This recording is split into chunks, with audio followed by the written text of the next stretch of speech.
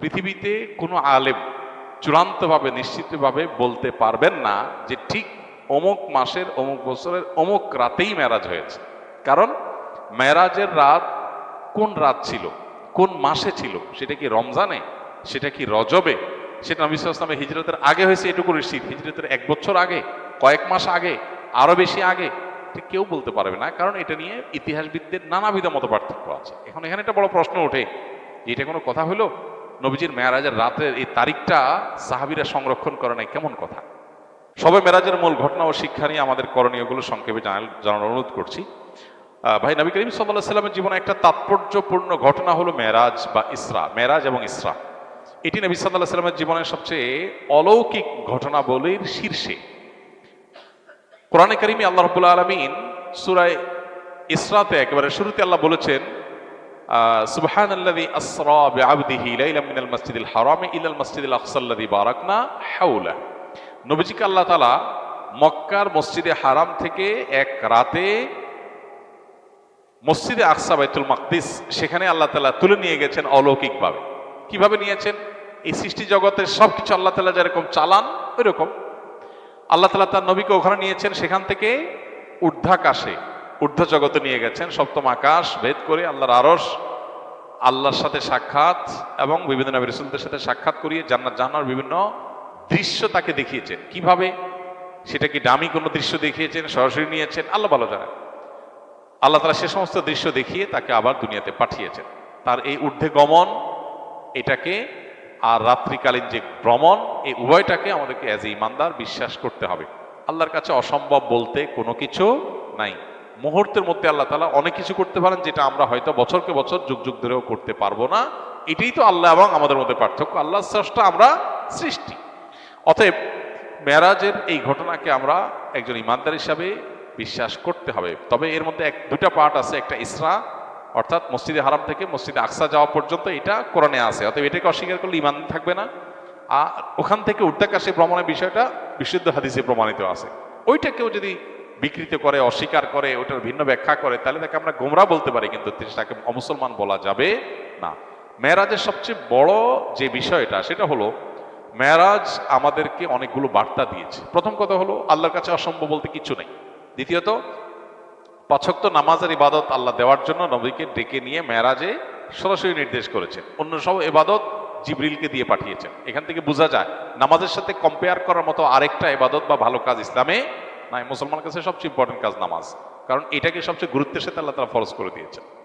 মেরাজের অনেক বার্তা আছে। বিভিন্ন রাসূলদের সাথে সাক্ষাতে তারা বিভিন্ন নাসিহা করেছেন। মেরাজে আল্লাহ তাআলা অনেক কর্মের পরিণতি জাহান্নাম হবে সেটা নবীকে দেখিয়েছেন। সেগুলোর উপর আমাদের সতর্ক হতে হবে। জেনা, সুদ, অন্যের হক নষ্ট করা, বিভিন্ন অপরাধের শাস্তি কি হবে সেটা আল্লাহ তাআলা তাকে দেখিয়েছেন। অতএব সেগুলোর ব্যাপারে আমাদের সতর্ক থাকা, এটা আমাদের কর্তব্য। এটা হলো মেরাজের শিক্ষা। আমরা হলাম মেরাজ দিবস পালন করার উস্তাদ। সবাই বলে, হুজুর সবে মেরাজ কবে? আর ভাই, সবে মেরাজ মানে কি? মেরাজের রাত। সবে মেরাজ মানে কি? মেরাজের রাত। বলে, হুজুর এবছর মেরাজের রাত কবে? এবছর তো কারোর মেরাজ হবে না। মেরাজের রাত কোত্থেকে আসবে? এবছর যদি কারোর মেরাজ হয়, তাহলে না বলা যাবে এটা কি মেরাজের রাত। মেরাজ তো নবীজির হয়েছে 1500 বছর আগে, শেষ। আর তো কারোর মেরাজ হবে না। এখন প্রতি বছর মেরাজ হয় কিভাবে? হ্যাঁ, আপনি মেরাজ দিবস বলতে পারেন। দিবস বললে আবার ওটাতে হয়েছে রাতে, আরেক মুশকিল। তাহলে মেরাজের রাত বলতে যদি বলেন যে মেরাজ দিবস টাইপ, তো সেইটার ব্যাপারে কথা হলো, পৃথিবীতে কোনো আলেম চূড়ান্তভাবে নিশ্চিতভাবে বলতে পারবেন না যে ঠিক অমুক মাসের অমুক বছরের অমুক রাতেই মেরাজ হয়েছে।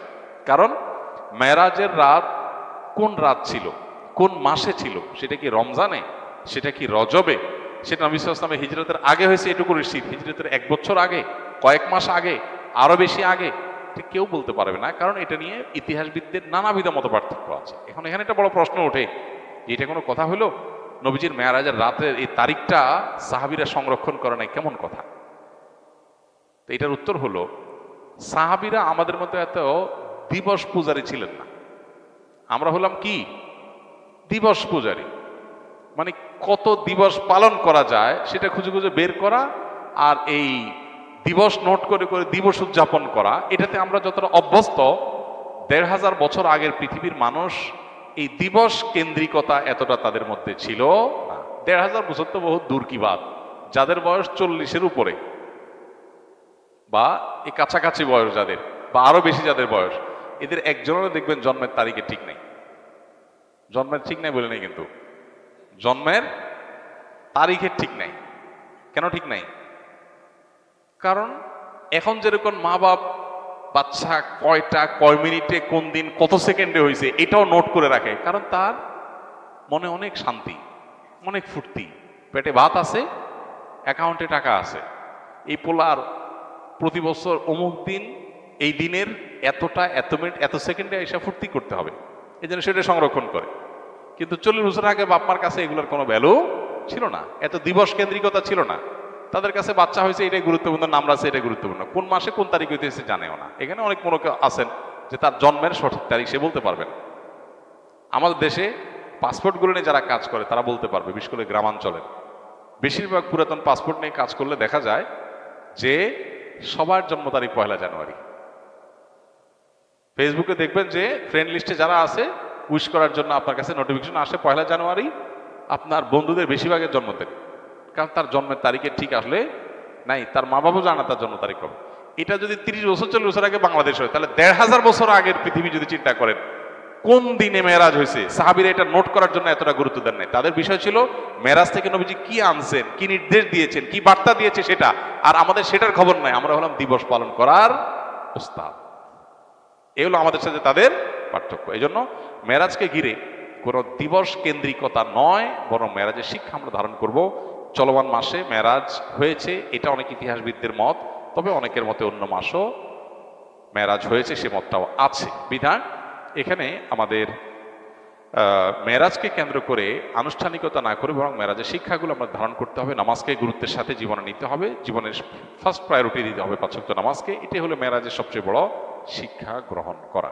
ভাইয়ের প্রশ্ন, আমি কাজ জানি কিন্তু ইন্টারভিউ দুর্বল থাকায় অন্য একজনকে দিয়ে ইন্টারভিউ দিয়ে পাশ করে পরবর্তীতে আমি ইনকাম করলে হালাল হবে কিনা?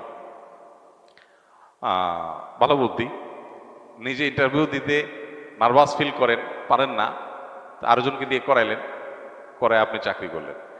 এটা যদি আপনি করেন তাহলে সেক্ষেত্রে আপনি তো প্রতারণা করলেন, আপনি তো একটা ধোকা দিলেন। আর নবীজি বলেছেন মান গাসসা ফালাইসা মিন্না, যে ব্যক্তি ধোকা দেয় সে আমার উম্মত না। এই জন্য এটা জায়েজ হবে না। তবে চাকরিতে যাওয়ার পর যদি আপনি যে কাজটা করছেন সেই কাজটা যদি লিগ্যাল হয়, হালাল হয়, তাহলে আপনার পারিশ্রমিক গ্রহণ করা হালাল হবে। বাট আপনি একটা প্রতারণা করেছেন, একটা কবিরা গুনাহ করেছেন, এর জন্য আপনার গুনাহ হবে এবং সেটা তওবা করা ছাড়া মাফ হবে না।